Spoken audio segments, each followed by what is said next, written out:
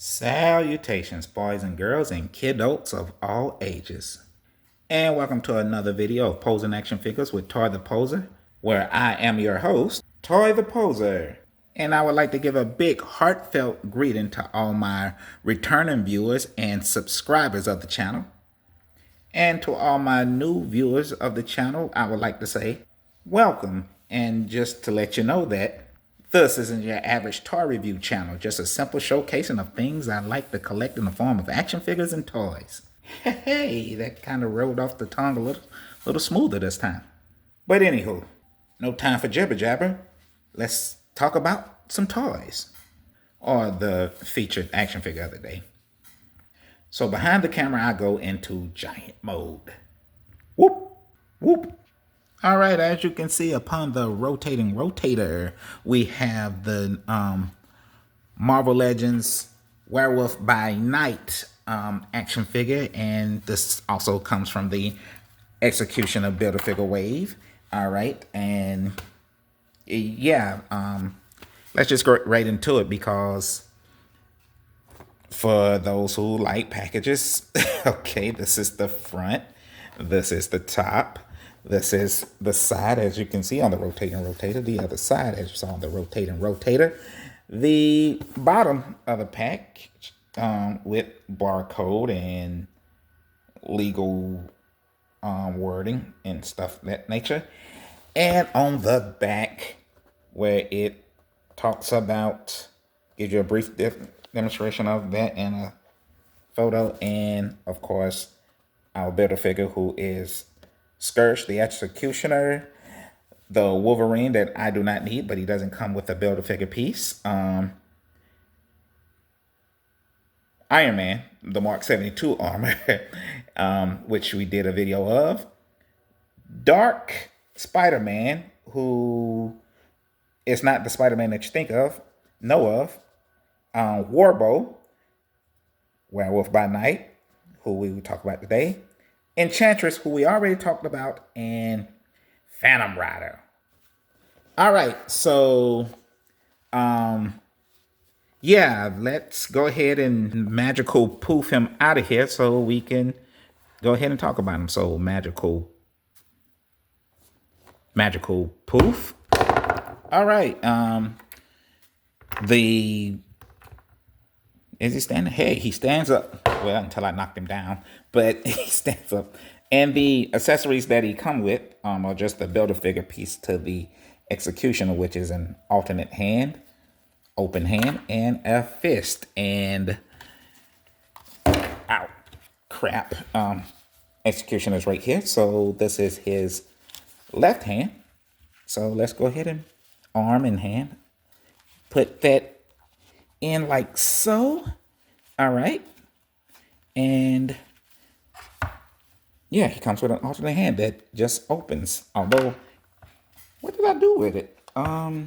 It's around here somewhere. Oh, here it is. The axe. He can't hold it right now because that's the wrong hand. So, anywho, and this is too wide. So that goes to the side now. Okay. So now we talk the Wolf Man here, and that he is what he is, a Wolf Man. All right, I'm finna start posing. Remember, kidults, pose your action figures. Heat up your action figures before you start posing them, which I am not doing. I am going to find a system and a way to do that next time. But as you can see, I think a lot of this is reuse of older action figures for whatever reasons beyond, I don't know. And I can't never remember exactly who parts belong to who. So that's why I never even say it for the most part. But I can almost got a wild inkling of, who it might be, but I don't know. But yeah, as you can see, I do wish he had butterfly joints. That drives me crazy. Why not put in the new articulations when you make new figures, but or the latest.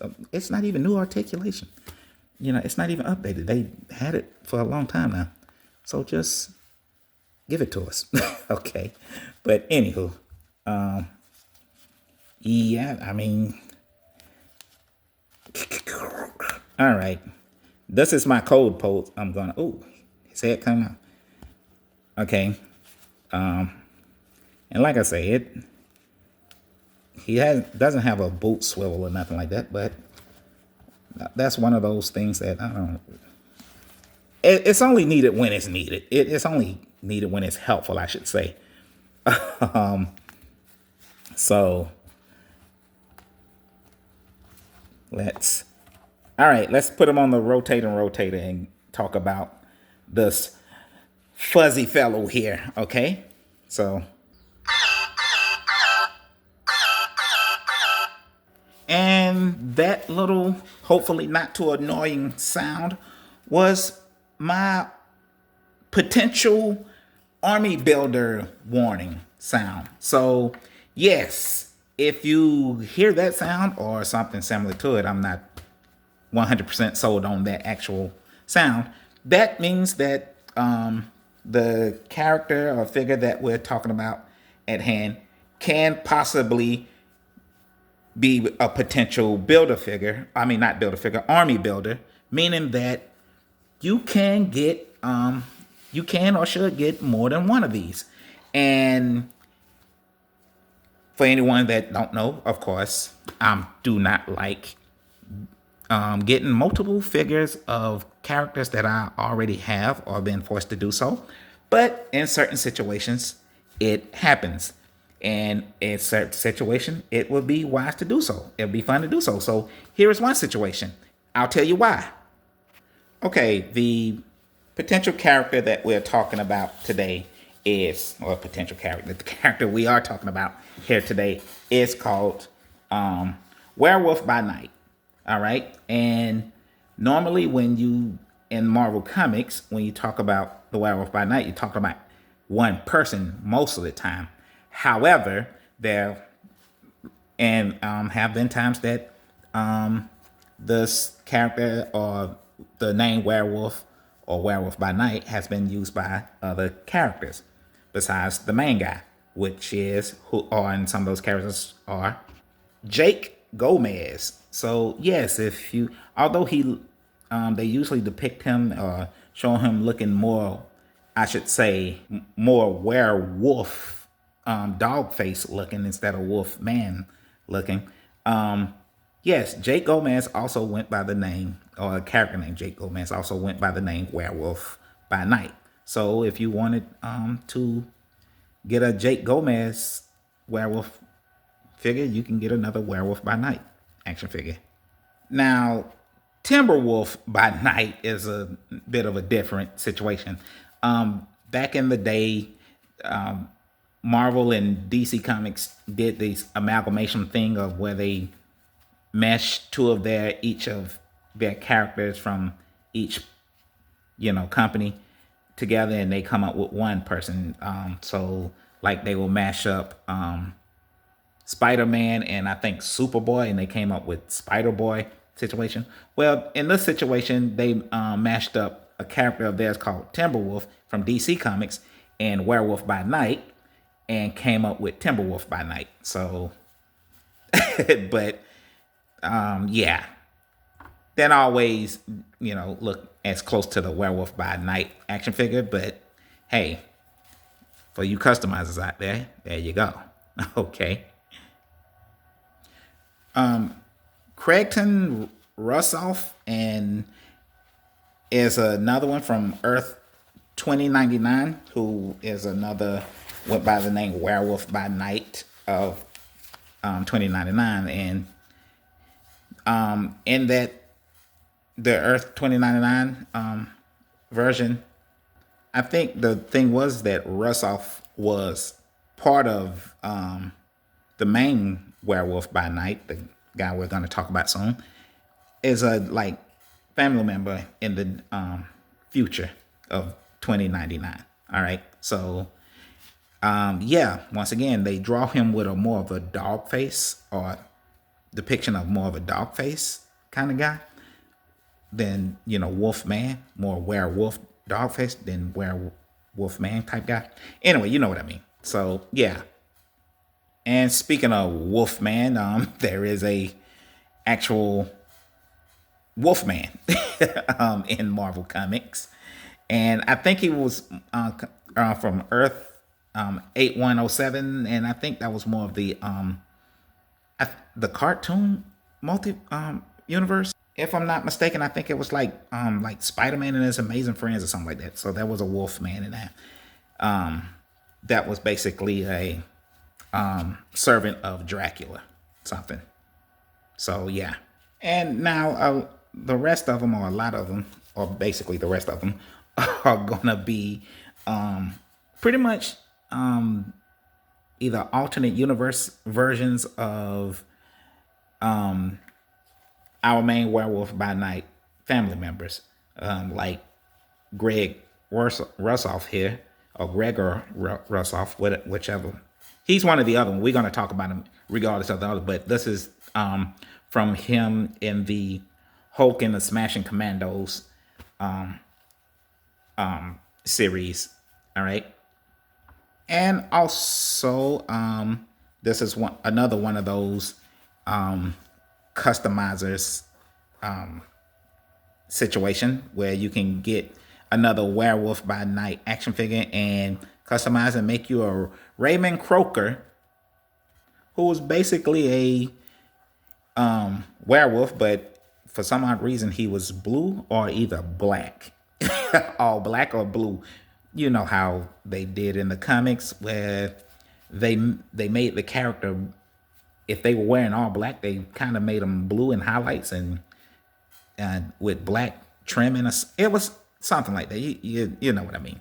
Anywho, just in short, yeah, Raymond, just like our main Werewolf by Night, was a Jamaican man who also had the same abilities to turn into a werewolf.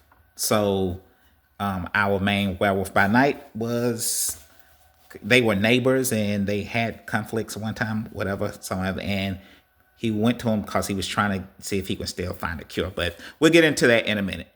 And by in a minute, I mean exactly right now, because first appearing in issue 2 of Marvel Spotlight on Werewolf by Night, and created by Roy Thomas, Gene Thomas, and Gary Conway in 1971. Jacob Russoff, who legally changed his name to Jack Russell, and no, I'm not talking about the dog. He legally changed his real name or full name to Jack Russell from Jacob. But anywho, Jacob, before he was Jack, Jacob Russoff was the eldest son of, or should I just say eldest sibling? Because he was the eldest of 2 siblings from his father, Byron Gregory Russoff, and mother, Laura Russoff. Now, Gregory, who was a baron and a scholar, along with his wife, lived in Transylvania. But along with the rest of his family or whatever, they had a curse that dwelled in their family, and it pretty much started like this. Well, back in the 18th century, the great grandfather of Jacob, or Jack, as you want to call him, was married, and his wife, who is Louisa Russoff, and no, this is the best picture I could find of her because she was never mentioned. Well, she was only mentioned in the comics. She never showed her face. However, she did once exist. But anyway, she was killed by Dracula.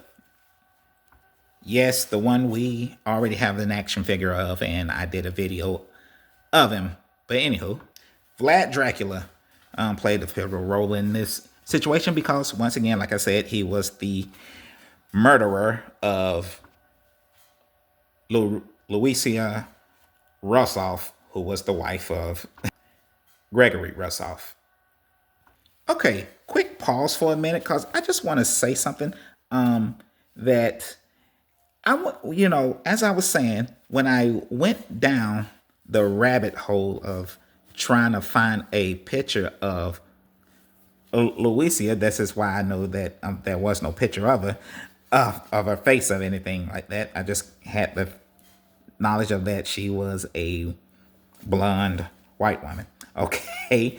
And yeah, the funny thing was, I don't know how I got down this rabbit hole, but Louisa was only, I'm not even saying her name right, I don't know, was only mentioned or in flashback and first appeared in Werewolf by Night issue 15. That was a, like, I guess, connecting or continuing story from issue 18 of The Tomb of Dracula. And no, the woman on the cover was not the great-great-grandmother Louisa. Anywho, but keep that picture in mind for a second, okay? Because as I was looking for her picture, and I was like, well, how about just for visual purpose, I'll just go with your average, looking, hopefully nobody would notice, blonde female, which I had a good bit to go off of because in every issue of Werewolf by Night, that on the cover of all the cover issues that I saw, if you saw a female on there, it was a blonde white woman.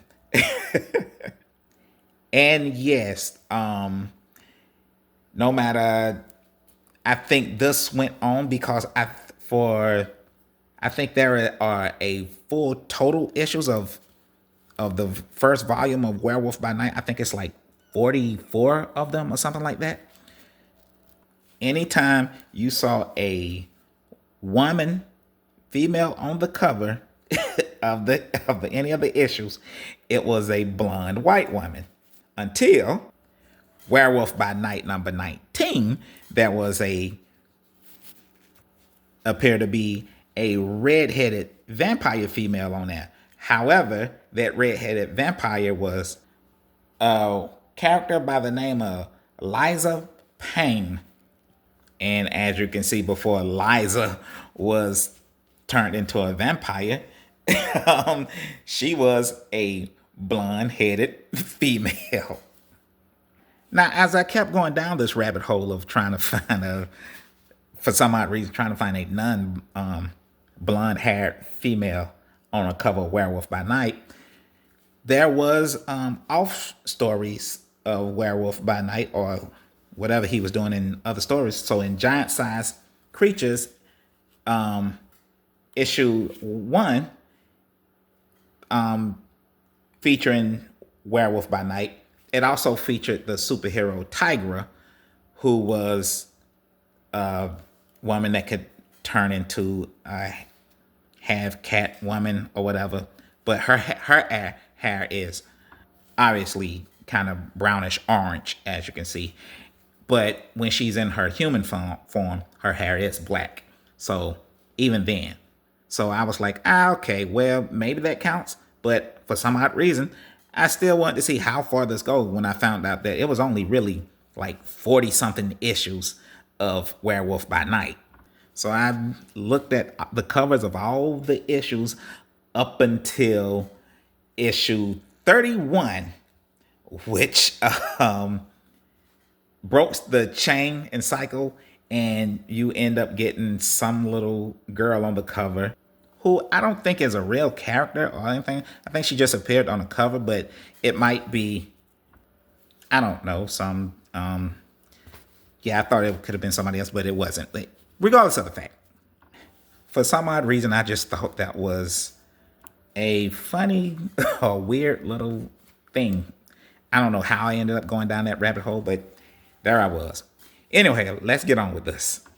Louisa Rossoff was the great great grandmother of Jacob and was killed by Dracula, who was the wife of Gregory Rossoff. And once he found that out, of course, Gregory went into the castle of Dracula one day and spiked him with a wooden spike through the heart.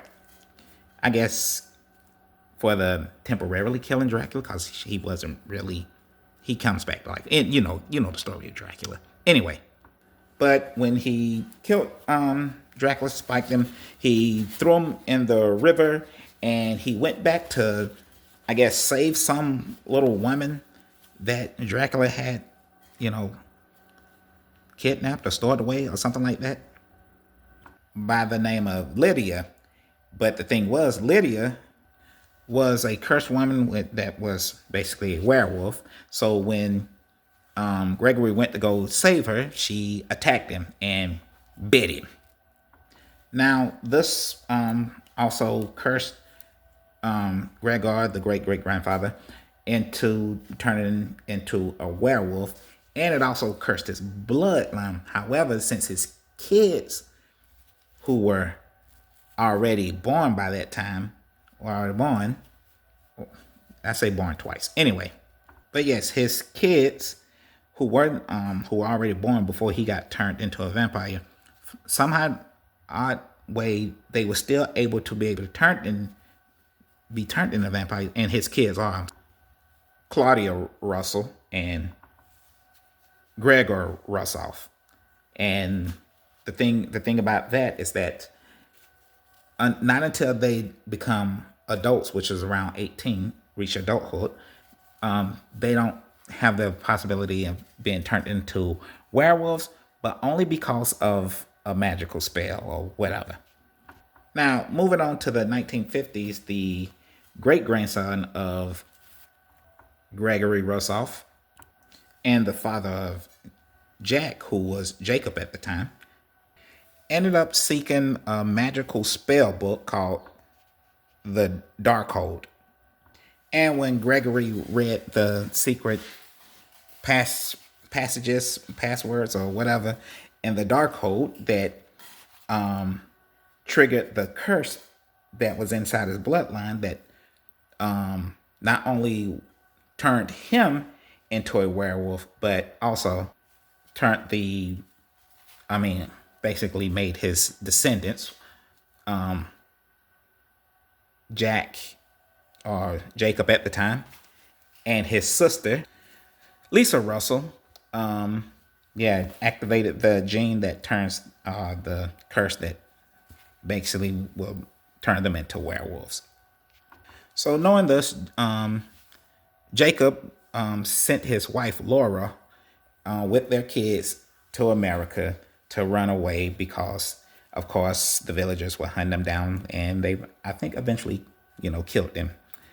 And so because of that, he sent his wife and children to America to hide out. Now, later, while they was in America, Laura remarried her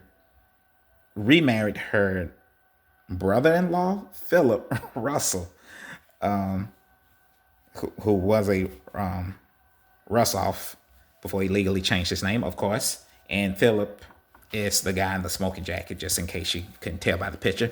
But yeah, eventually she remarried him, and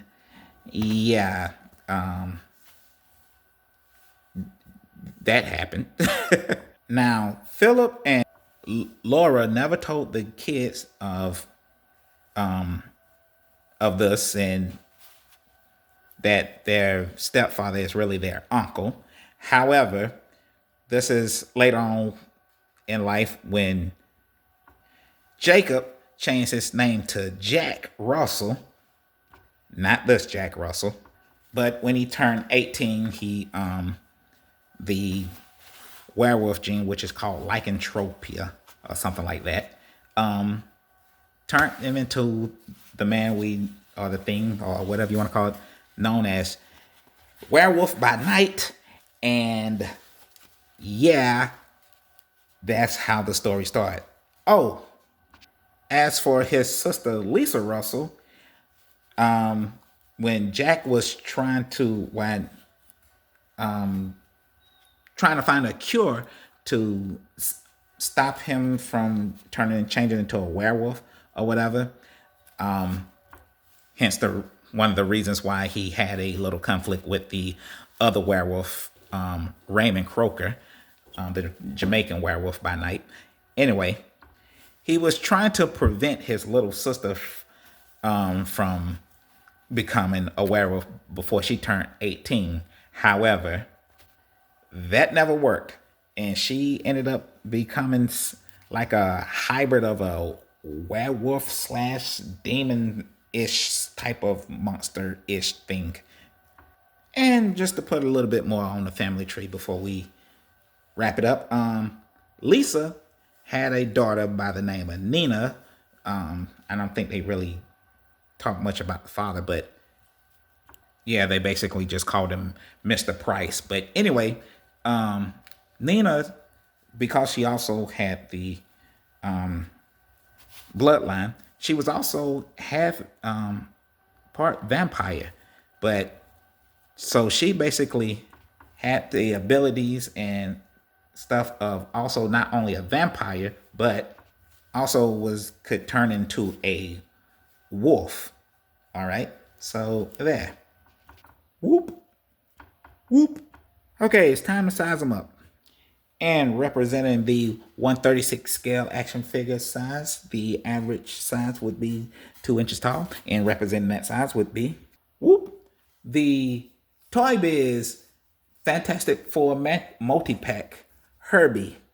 All right. And Herbie stands at 2 inches tall, the average 136 scale action figure size. So representing the 1/18th scale action figure size, we have the Xeno Strike 3-minute project, and who I call Waist High Ninja Guy, Gary for short.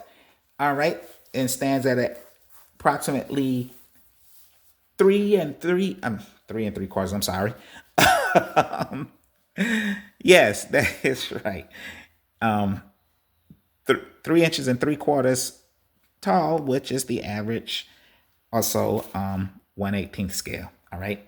So representing the average 1/12th scale action figure size, we have whoop, Stan the Man, my main man, Stan, the Marvel Legends Stan Lee action figure, which stands at approximately 6 inches, which is the average 1/12th scale action figure size. And as you can see, Werewolf by Night, Jack Russell, and stand approximately the exact same height. But before we bring out the ruler, representing the 1/10th scale action figure size, we have whoop, the not a homebody action figure, who I like to call Buck, the bigger figure. Oh yeah. And Buck stands at approximately 7 inches tall, which is the average 1/10th scale action figure size. So that means, whoop, Jack Russell, Werewolf by Night, stands a little over, or a little, just a little over 6.5 inches tall. And we're gonna call that comic book accurate, because in his werewolf form, he's supposed to stand around 6 feet 8 inches tall. Whoop. And also, I just remembered I forgot to pull up the power grid for you guys and tell you all of what abilities and all that Jack Russell can do. And also, even though I think this power grid does not really show it, doesn't illustrate it visually very well, but whoop. Jack has what you would call lycanthropy, which is the ability for a person to turn into a werewolf or half human, half wolf hybrid or something like that. And of course, also along with superhuman strength and stamina, agility, reflexes, speed, which by superhuman speed, He can reach up to the speeds of 35 miles per hour, something like that. And an acute sense, acute senses, excuse me. So all his senses are heightened from smell and hearing and taste, and he can see part of the infrared spectrum, things like that. All right. With also, of course, like most superheroes, he got superhero durability, so he's kind of tough. All right. Along with claws and teeth and a regenerative healing factor. And, just like any other werewolf or stuff like that, his weaknesses are things like silver. So, yeah, which I think how his his father died from werewolf hunters killing him with silver bullets. And believe it or not, Jack Russell usually travels around on a motorcycle. So let's give Jack a bike. Yeah, now we're talking. All right, I didn't know when or how, but I knew that little, my little, loose toy bice would come in handy. All right, sooner or later. Okay, don't screw it up. Okay. Okay. But yeah, all right. Okay, I'm just gonna end it off right here, guys. All right. So all right. See you in the next video. And if you don't have anything else to do in the meantime and in between time, take some advice that my mother would give me. Just go somewhere and play. All right. And make sure you have fun while you're doing it. Okay. So, to the next video, guys. Ta-ta for now.